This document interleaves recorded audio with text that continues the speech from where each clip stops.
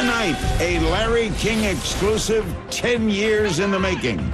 The stars of Harry Potter open up about the very last Potter movie ever. I kind of wept like a child on that last day. The most successful film franchise in history. Little children are sometimes scared of me because they think I can do a spell or that I really am magic in real life. And it's coming to an end. I'm really just grateful to be a part of it. I've loved every day of it. Never seen before footage of the making of Voldemort. Behind-the-scenes secrets finally revealed. And an exclusive clip of the final Harry Potter movie you will not see anywhere else. Daniel Radcliffe, Emma Watson, Rupert Grint, Helena Bonham Carter, Robbie Coltrane, James and Oliver Phelps, and Tom Felton. They're all here on the Larry King special, Harry Potter, the final chapter. Cut. Great work, man.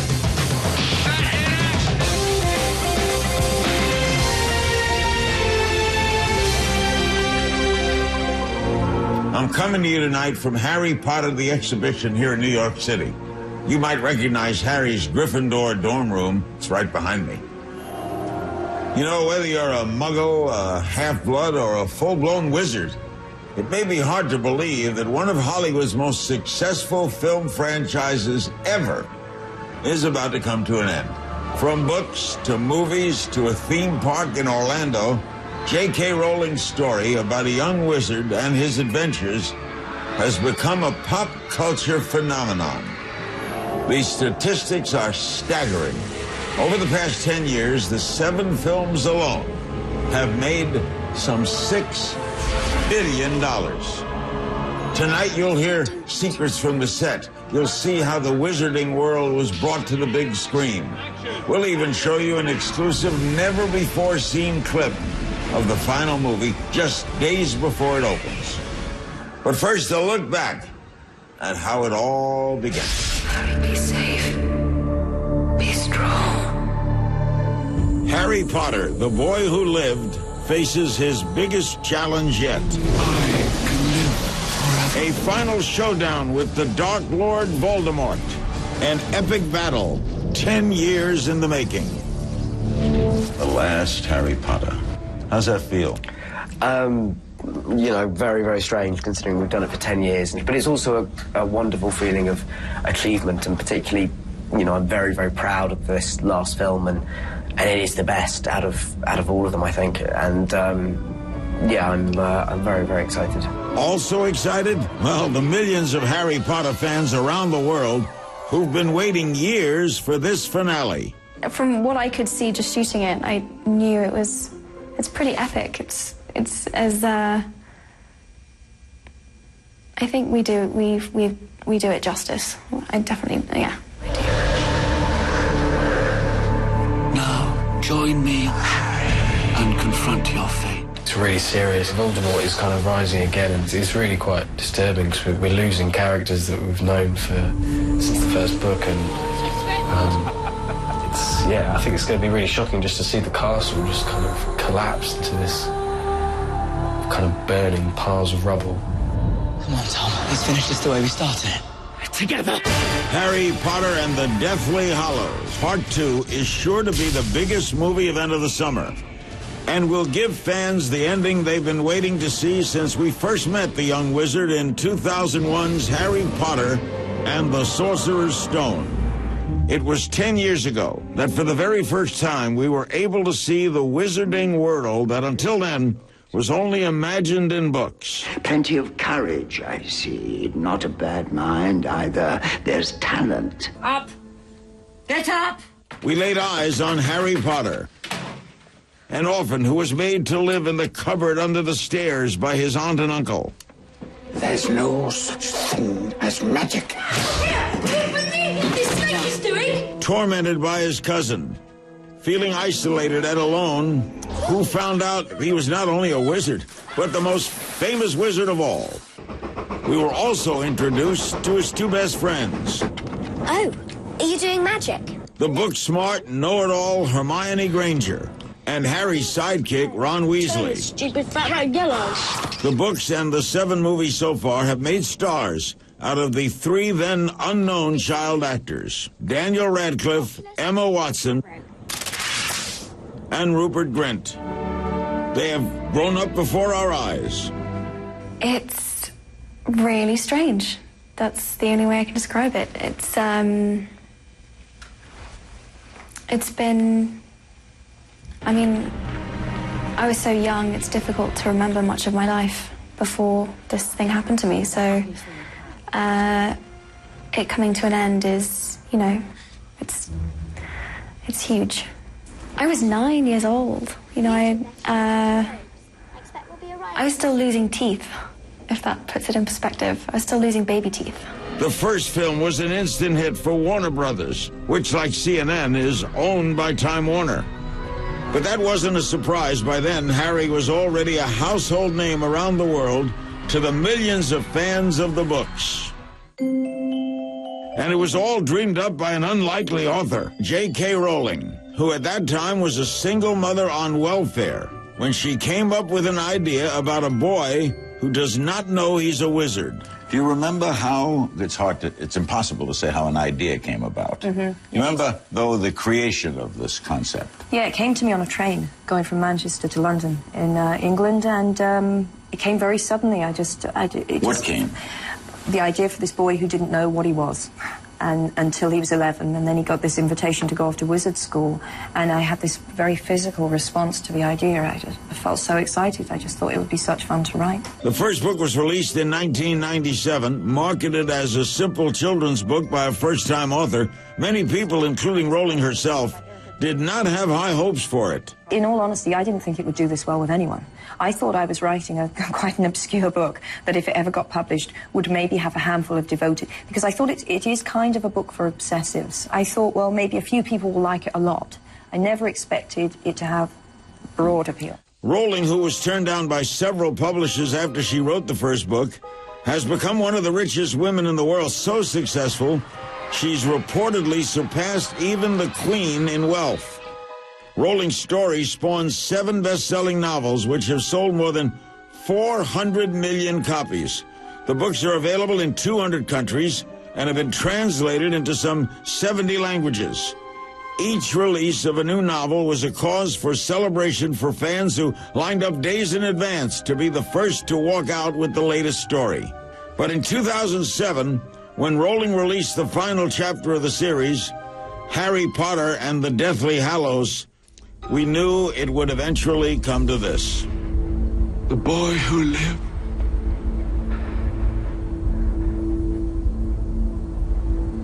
come to die. Harry and Voldemort's final stand. The last Harry Potter movie ever. You said this one, the one opening later this week, is the best. Mm-hmm. Why? I think it's the most exciting. I think it's the most direct. I think we did so well in Film 7 Part 1 by setting up all the plot that people need to understand this second film, that we can just dive straight in and give people this. I think in this film we find the balance best between the emotional side of the films and the action-packed, adventure, exciting side. I mean, I think we've never got the balance so right before. I would agree. It's a hell of a movie. It is a hell of a movie. 10 years ago, it was the million-dollar question: who would play Harry Potter? Producers set out to find the perfect boy. Dan is great. It was a very difficult process. Finding Harry was very hard. It was like trying to find Scarlett O'Hara, this one. I think everyone was getting slightly desperate. And I was walking down the streets of Edinburgh and London and looking at boys who passed me in a very suspicious-looking way. You know, I was thinking, could it be him? And then the producer and the director walked into the theatre one night, and they found Dan. And Dan is an actor. I mean, he's just perfect. Dan, of course, is Daniel Radcliffe. Up to then, his biggest role was in the BBC miniseries David Copperfield. His parents, both of whom have some connection to the industry, try to keep him from trying out for the Potter movies. Unbeknownst to Radcliffe, producers repeatedly had asked the boy's parents if he could audition. But not wanting the obligation of this role to disrupt his childhood, they declined.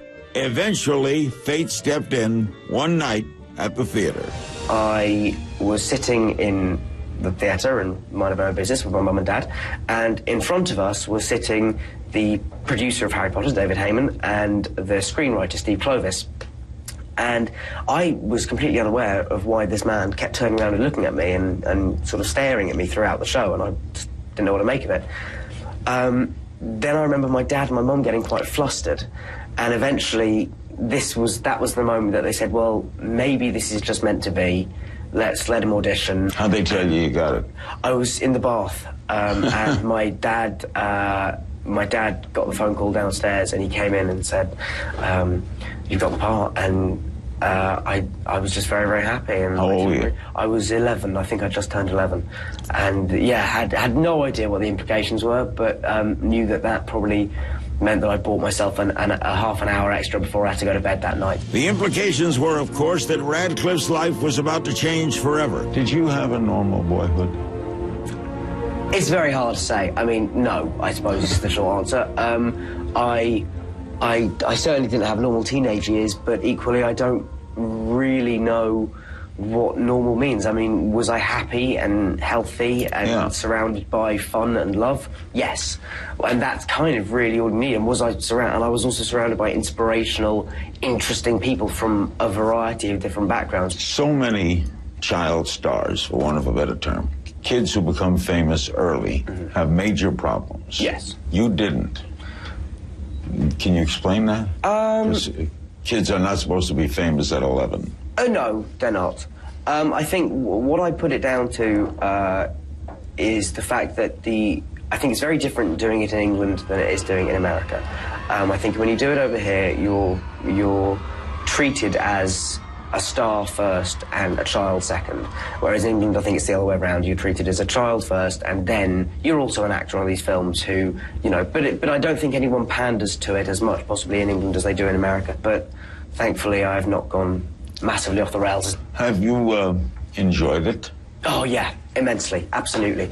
I mean, while there have been moments, obviously, I'd be lying if I said that every single day was fantastic, but generally speaking, I just had the best time. I got to work with my best friends every day. Do you like Harry?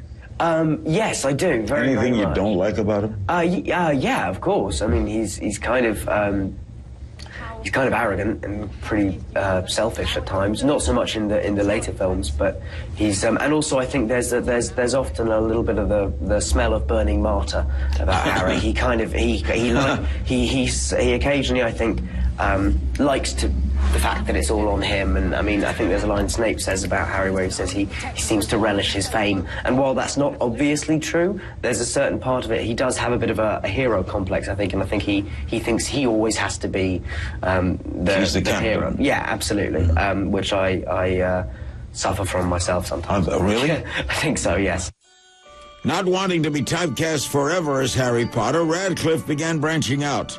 In 2008, he made his Broadway debut in the controversial show Equus, appearing naked on stage. Today, he stars in the revival of How to Succeed in Business Without Really Trying. It's so not what you would expect from you. Dancing, singing, jumping. Absolutely. Well, I mean, anyone who knows me would expect the jumping, but the dancing and singing would, yeah. I mean, it's something completely different, and I've got the energy to do it at this age, so I might as well be doing it. I mean, it's also, I do think there's, as an actor, I don't think you'll ever work that much harder than doing a Broadway show, particularly a musical, 8 times a week. And so, yeah, I like working hard.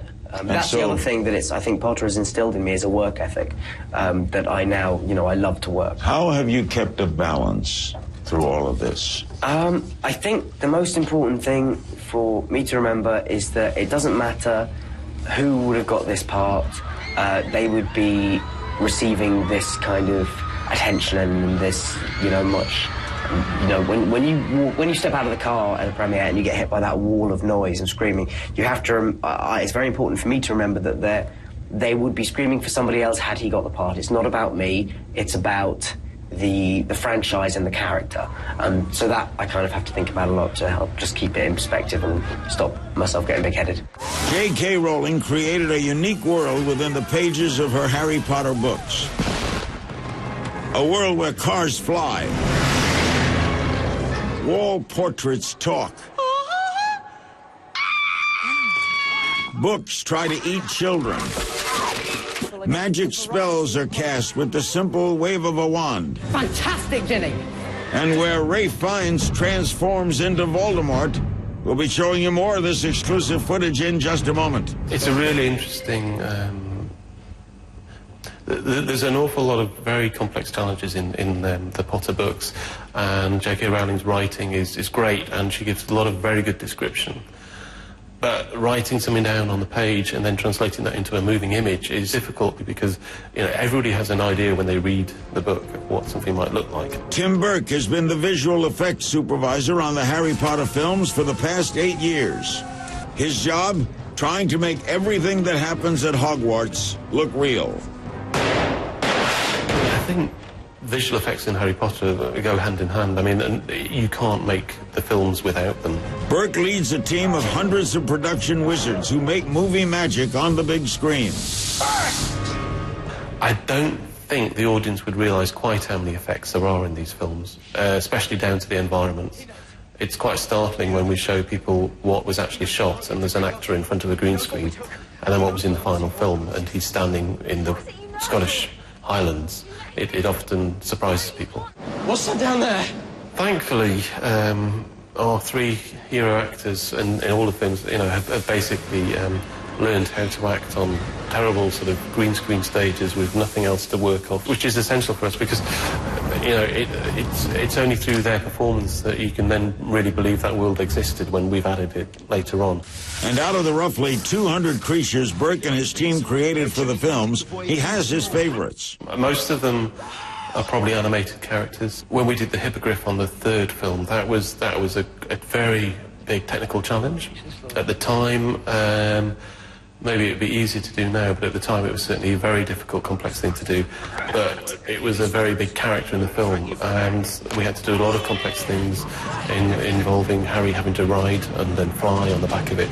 So realising and completing that for the film was quite an achievement. And then more recently, I really thought the work we did with Creature and Dobby in Deathly Hallows Part 1 was really sort of top-notch, because you had to empathise with these little CG characters to the point where you really had to feel Harry's emotional distress when Dobby died at the end, and to actually do a CG creature that causes the audience to shed a tear is quite a challenge, but I think we managed to pull that off. So that was quite a difficult thing, but very rewarding as well. Scroppy! But for every rewarding visual challenge, there are some effects that Burke says have fallen flat. Some things you're pleased with, other things that never quite sort of were as good as you'd hoped.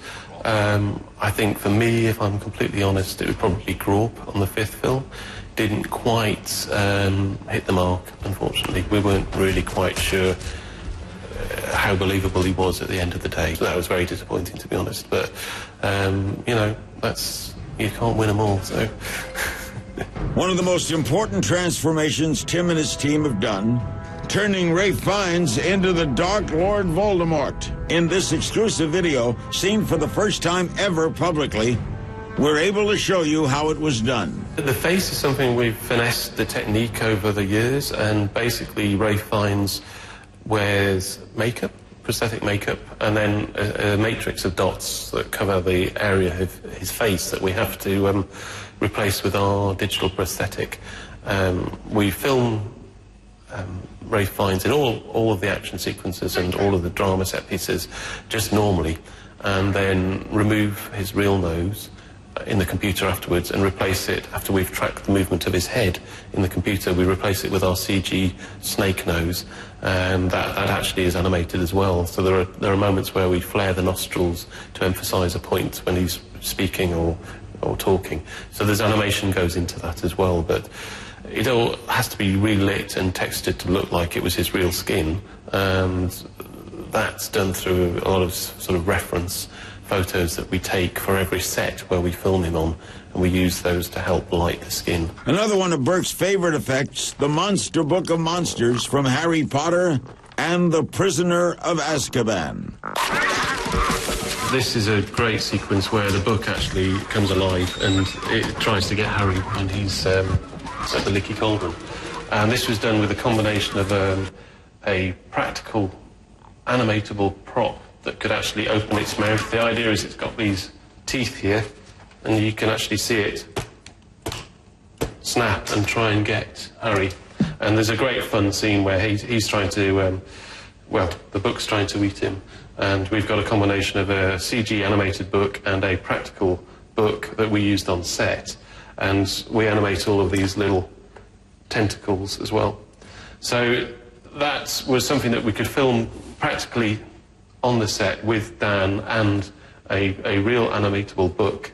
And then also there were times when we replaced the book itself with a CG one. There have been thousands of computer-generated effects in the 8 Harry Potter movies, but Burke hopes you haven't noticed that. We often say that if you don't spot the effects, then you've actually done your job well. The real reward is when people don't realise they've been watching an effects film, especially with something like Harry Potter. Hi there, I'm Tom Felton, and I play Draco Malfoy in the Harry Potter films.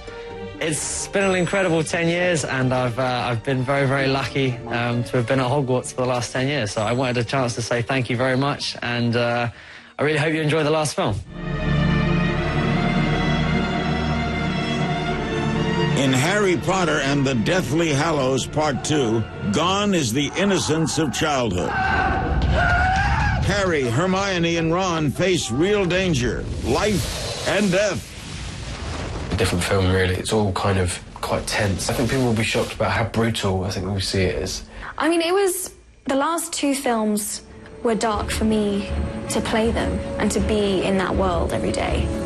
And we did so many scenes where there was so much adrenaline and fear required. It was really intense, genuinely. Like millions of other children around the world, both Emma Watson and Rupert Grint were huge fans of Harry Potter.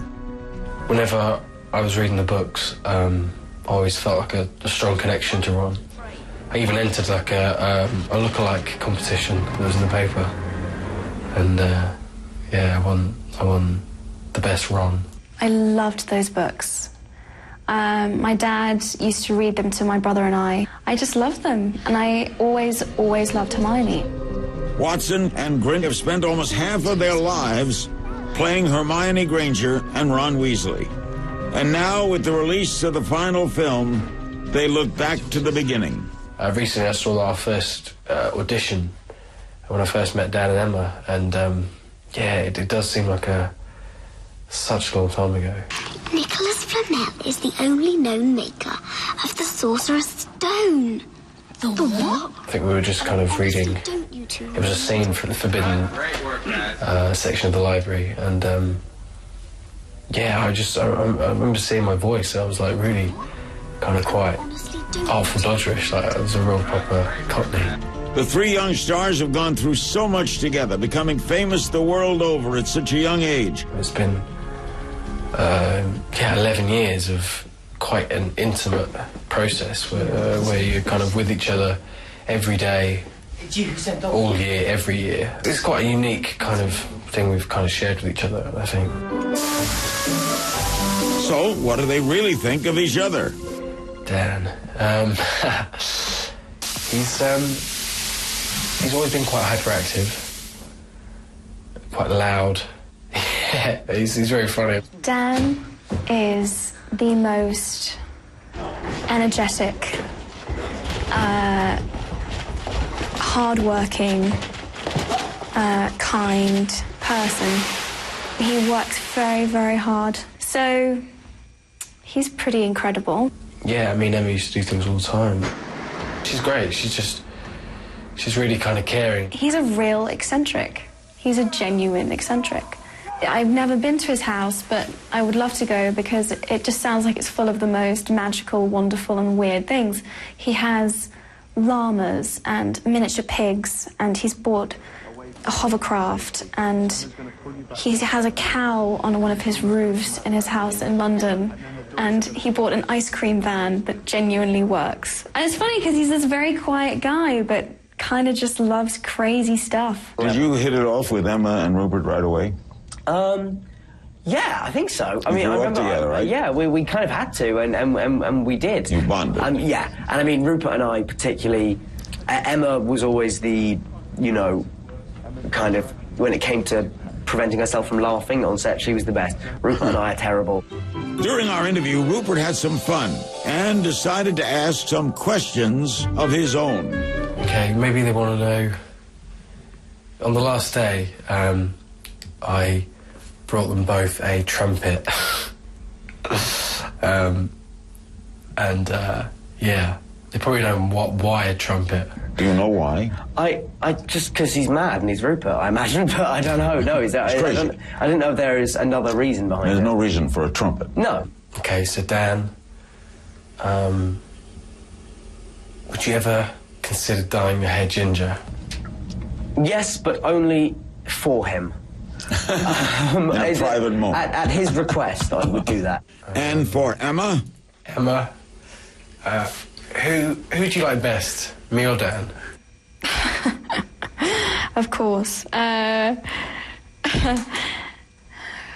I don't think either of them are that great. No, I'm joking. Obviously, I love them both equally, because that's the diplomatic answer. That's the right thing to say. Like their characters, Emma and Rupert have grown up in front of the world. But unlike Ron and Hermione, they had to deal with the fame of who they are and what they represent to millions of fans. They give me, like, presents and stuff and just touch me. It's really weird. That kind of side of it is really taking me a while to kind of get used to. Some little children are sometimes scared of me because they think I can do a spell, or that I really am magic in real life. And I've always found that really funny. And I try and kind of say, I'm not going to do anything to you. It's okay. Sometimes you can't convince them because they believe in it. They really believe in it. And now that it's over, the world and these actors prepare to say goodbye to Harry, Hermione, and Ron. It was quite a big kind of shock, really, kind of leaving it behind. I wasn't really prepared for kind of how I'd feel and how much it kind of meant to me. It's been pretty great to grow up being her, even though I wasn't spending so much time being me. I really do understand and realise that and feel good about it, and yeah, like really lucky, definitely.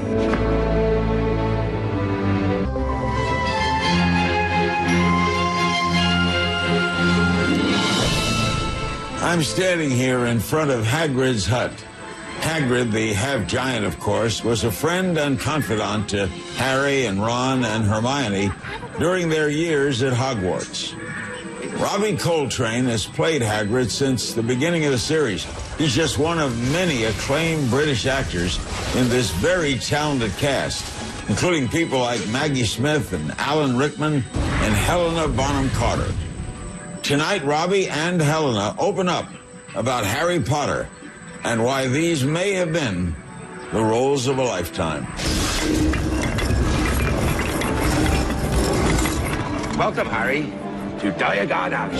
Ruby is Hagrid, a big man at more than 8 feet tall with a personality to match. How big an outfit is it to get into? It weighs about 110 pounds, I guess. There was no way around that because it just had to look absolutely right. Do you like Hagrid? I do like Hagrid, yes. I mean, he's the sort of... that's a very good question, actually. No one's asked me that before. Do I like... Yes, I do like Hagrid. He's a big, decent sort of bloke. Hagrid! Oh, hello. Sorry, don't wish to be rude, but I'm in no fit state to entertain today. We know about the Sorcerer's Stone. J.K. Rowling had said that Coltrane was her first choice to play the half-giant, that his acting brought a subtlety necessary to the character. With all the fans that these books have and the films, do you feel an enormous responsibility to get Hagrid right? Yes, I did feel an enormous responsibility to get Hagrid right, but I also think everyone else did, you know, and I'm talking about the Sparks and the woodworkers and the construction people, everybody, because they're all parents too, they'd all read the books to their kids. I think everybody raised their game. And you look at the cast list of all the people we've had over the 10 years, you know, it's just the absolute who's who of British acting. It's been extraordinary. It's been an extraordinary experience for everybody, I think. One of the later additions to that who's who of British actors, Helena Bonham Carter as Bellatrix Lestrange. I mean, she's got serious mental issues. She's a sociopath, basically, or even a psychopath, I don't know. Or she definitely takes pleasure from pain, which makes her, you know, definitely very, very sick. Pretty. Bellatrix has been a Potter fan favorite since she was introduced in Order of the Phoenix. It's great fun to play because I just go to work and, you know, it was amazing to be paid for, you know, over a period of 4 years to go to work, be paid lots of money to wait around and, you know, and play a witch and be really naughty. In the final film, there's a pivotal scene at the end of the movie. A final fight during the Battle of Hogwarts with Ron Weasley's mom, something Carter says fans will look forward to. Well, we had a duel, and a wand duel. It's a bit like fencing, but without actually making contact. But it was really hard work, and me and Julie we definitely needed the chiropractor after, because it's very easy to throw your shoulder out. We won! Carter's not one to hold back, and when we asked her to tell us a secret from the set, well, she opened the floodgates. I did a wee-wee, don't tell anyone. Seems after giving birth to her daughter and returning to work, her bladder wasn't what it used to be.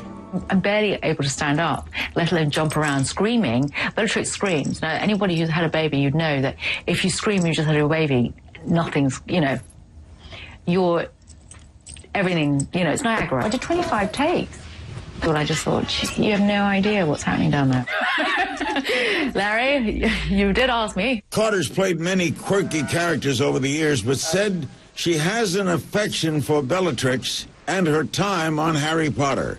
I loved it. I felt it's been a real privilege and an honour to be part of it. And to be part of something that's just so stimulates the sort of mass imagination across the world of children is, you know, and to feature in people's imagination. I always feel that's, and to even, you know, that it's in some way exciting for them.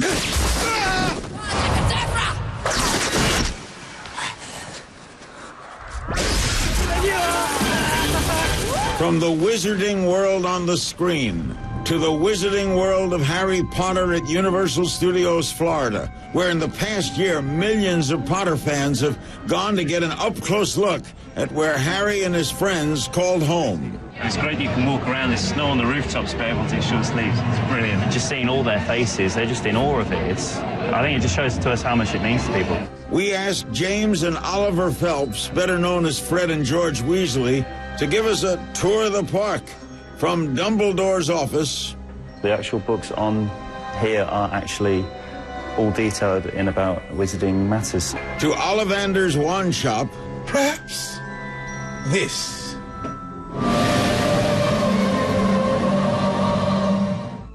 Cheers. To getting a butterbeer.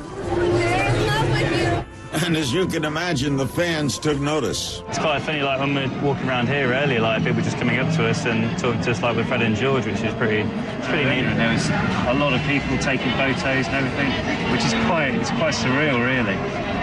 It's nice, but it's still surreal. The Phelps, like the rest of the cast, say they're sad to leave Harry Potter behind. It was very surreal, I think, on the last day to walk out. We had a great time doing this. The last day of filming was quite emotional for us, but it's kind of bittersweet. Like we're aware that it's coming to the end now, and you know, what better way to go out than on the biggest high it has been.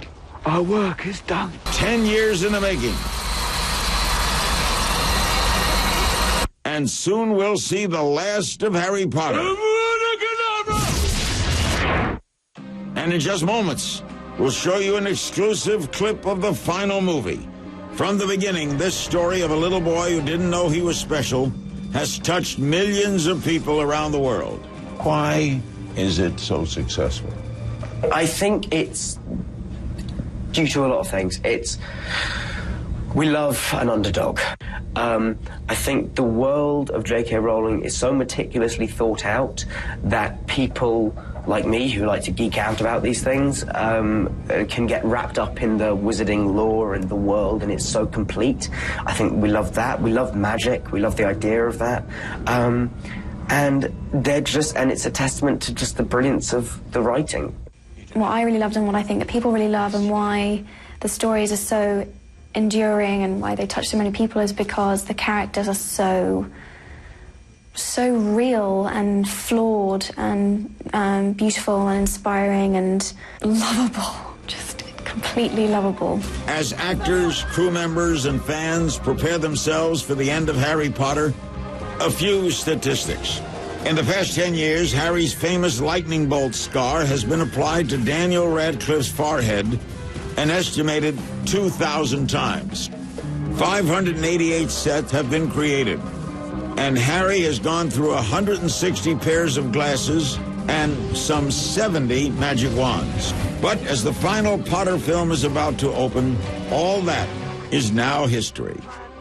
What was the last day like? Very, very emotional. I remember I kind of wept like a child on that last day.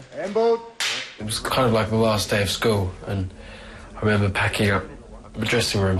It was very sad. We all cried. It was really, really bizarre. As the cast moves on from Harry Potter, they share thoughts of their past and of their future. It's definitely going to kind of be with me for the rest of my life, really. But yeah, I'm really just grateful to be a part of it. I've loved every day of it. It's bittersweet. You know, it's really exciting to see what comes next. But it's definitely a big chapter closing. And for Daniel Radcliffe, perhaps a chance for him to share his unusual childhood with his own children. Do you want family someday? Oh, God, yes, absolutely. I'm one of the... it's very strange. I'm one of the broodiest young men you will ever meet. I think also because I spent so much time around adults and I saw them all have kids. You want children? You know, oh, God, yeah, absolutely. Not just now, but I want kids and I want lots. But you need someone else in order to have... I need to get someone who's willing first, yeah. Share a life with you. I've got a girlfriend at the moment who I am very much in love with, so we'll see where that goes. As we leave you tonight, here's your first look at a never-seen-before clip of Harry Potter and the Deathly Hallows, Part 2. How did you come by this sword?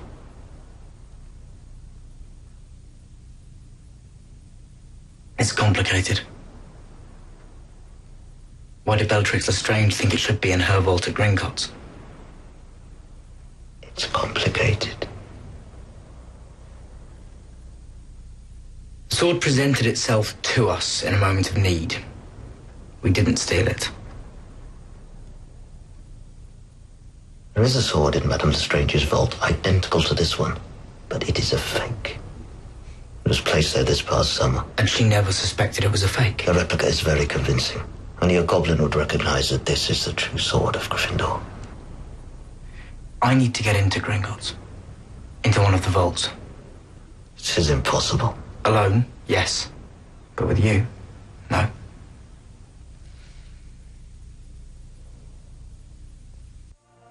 Thanks for joining us for tonight's special. Join us in October for another special that will, well, you will not soon forget. Let's just leave it that way. And we'll leave you this way. Good night.